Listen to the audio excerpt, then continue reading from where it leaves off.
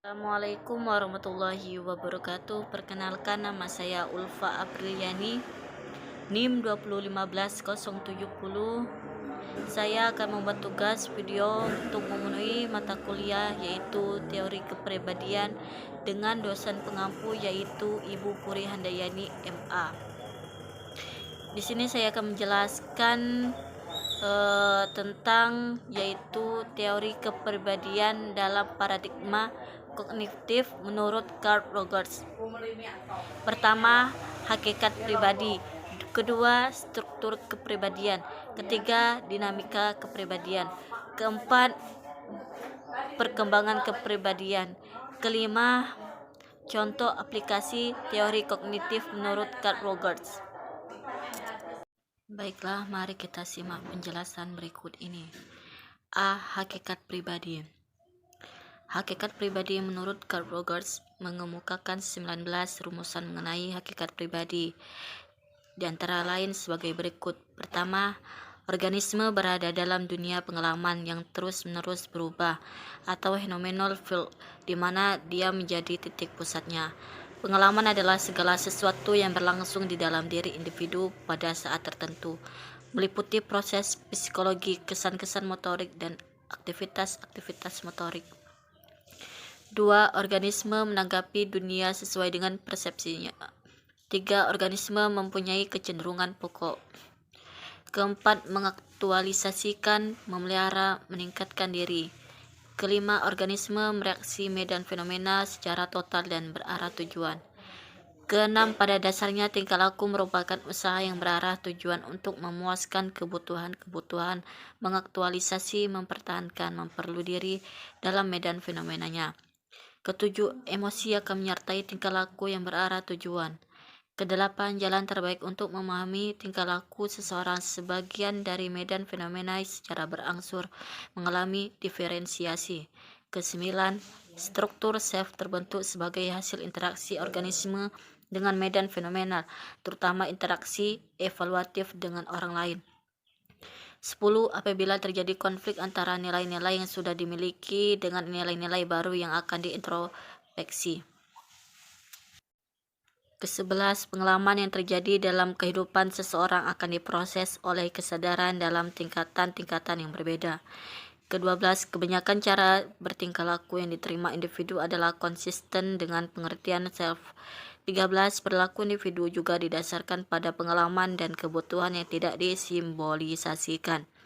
Ke-14, bila individu menolak untuk menyadari pengalaman-pengalaman yang berarti yang akhirnya tidak disimbolisasikan dan diorganisir ke dalam keseluruhan struktur self akan mengakibatkan maladjustment psikologis. Ke-15, penyesuaian psikologis terjadi apabila semua pengalaman organisme itu diasimilasikan pada taraf sadar ke dalam hubungan yang serasi dengan konsep diri.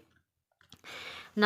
Setiap pengalaman yang tidak serasi dengan struktur self dipersepsi sebagai suatu ancaman, dan semakin kuat persepsi itu akan semakin terorganisasi struktur self untuk mempertahankan diri. 17. Dalam kondisi yang tidak ada ancaman bagi struktur self, pengalaman yang tidak serasi itu dipersepsi, diuji, dan direvisi oleh struktur self agar dapat mengasimilasi dan melingkupi pengalaman tersebut. 18. Apabila individu mempersepsi dan menerima segala pengalamannya ke dalam satu sistem yang serasi dan terpadu, maka dia akan lebih memahami dan menerima orang lain sebagai individu. 19. Jika individu memiliki kepercayaan diri untuk melakukan proses penilaian atau dapat menilai sikap, persepsi, dan perasaan baik terhadap dirinya, orang lain, atau peristiwa tertentu secara tepat, maka dia akan menemukan bahwa sistem yang lama itu tidak perlu lagi. B. Struktur kepribadian. Struktur kepribadian. Sejak awal, Rogers mengamati bagaimana kepribadian berubah dan berkembang, dan ada 3 konstruk yang menjadi dasar penting dalam teorinya. Pertama, organisme. Kedua, medan fenomena. Dan ketiga, self. Dalam artikel dari Warta Gunadarma yang berjudul Teori Humanistik menurut Carl Rogers. Pertama, organisme.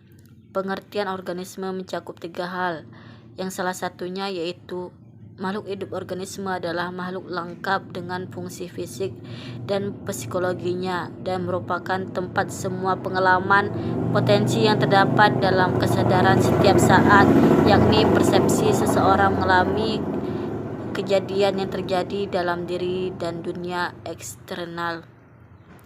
Kedua, medan fenomena adalah keseluruhan pengalaman baik yang internal maupun eksternal, baik disadari maupun tidak disadari. Medan fenomena ini merupakan seluruh pengalaman pribadi seseorang sepanjang hidupnya di dunia, sebagaimana persepsi subjektifnya. 3. Diri atau self. Diri dibagi atas dua subsistem. Pertama, konsep diri yaitu penggabungan seluruh seseorang yang disadari oleh individual atau meski tidak selalu akurat. Konsep diri menurut Rogers adalah kesadaran batin yang tetap mengenai pengalaman yang berhubungan dengan aku dan membedakan aku dari yang bukan aku. Konsep diri ini terbagi menjadi dua, yaitu konsep diri real dan konsep diri ideal. 2. Diri ideal yang cita-citanya seseorang akan diri. Terjadinya kesenjangan akan menyebabkan ketidakseimbangan dan kepribadian menjadi tidak sehat. C. Dinamika kepribadian. Dinamika kepribadian menurut Carl Rogers, di dalam organisme terdapat kekuatan yang dapat menjadi dorongan tunggal dari dalam untuk mengaktualisasi diri serta tujuan tunggal meraih kehidupan menjadi pribadi yang teraktualisasikan. Pengalaman menjadikan nilai tersendiri, apakah sudah memberikan kepuasan terhadap diri sendiri atau justru sebaliknya. Yang bermula dengan kepuasan fisik dilanjutkan dengan kepuasan emosional dan terakhir yaitu kepuasan sosial dan merupakan kepuasan yang tidak ternilai harganya. Konsep self dalam teori Rogers mencakup penggambaran mengenai bagaimana diri yang sesungguhnya seharusnya diri menjadi apa dan apa saja kemungkinan diri di masa yang akan datang. Kesadaran dalam pentingnya memaknai konsep diri yang kemudian akan menumbuhkan penerimaan positif. D. Perkembangan kepribadian. Perkembangan kepribadian, Carl Rogers tidak menambahkan teori perkembangan dan pertumbuhan dan tidak pula berdasarkan riset jangka panjang dengan objek hubungan anak dan kedua orang tuanya. Namun Rogers meyakini terdapat kekuatan besar yang tumbuh di dalam diri setiap orang yang akan mendorong proses perkembangan organisme menjadi kompleks, terdiri sendiri serta ekspansi sosial dan menyeluruh ke arah semakin tercapainya aktualisasi diri. Bagian struktur self sendiri terpisah dengan medan fenomena dan berkembang lebih kompleks. Self berkembang secara keseluruhan dan mempertahankan keutuhan, meresap ke segala bagian yang tampak. Proses perkembangan self diperlukan seiring dengan kebutuhan penerimaan diri serta positif dan menyaring setiap tingkah laku berdasarkan kesadaran agar selalu kongruent. Contoh aplikasi teori kognitif menurut Carl Rogers. Teori Rogers ini dapat diterapkan dalam pendidikan untuk mengembangkan individu yang merdeka, yang dapat memilih dengan bebas atas tanggung jawab penuh. Manusia yang kreatif yang dapat senantiasa menyesuaikan diri dengan perubahan dunia. Kebebasan jarang terdapat di sekolah maupun perguruan tinggi.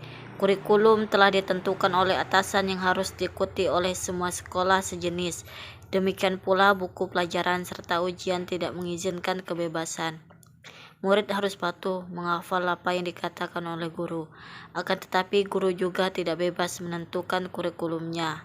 Keterkaitan pada peraturan merupakan ciri utama dari pendidikan kita. Zaman feodal dan kolonial pada masa Belanda dan Jepang menanamkan rasa kepatuhan. Juga adat istiadat mengutamakan kepatuhan sehingga kebebasan tidak mendapat tempat. Terlampau banyak kepatuhan membuat manusia konform dan kehilangan individualitas, kreativitas, dan juga rasa tanggung jawabnya. Sehingga akhirnya manusia takut untuk menjadi bebas. Menurut Nasution, tahun 1982 halaman 84. Demikianlah penjelasan dari saya. Sekian dan terima kasih. Wassalamualaikum warahmatullahi wabarakatuh.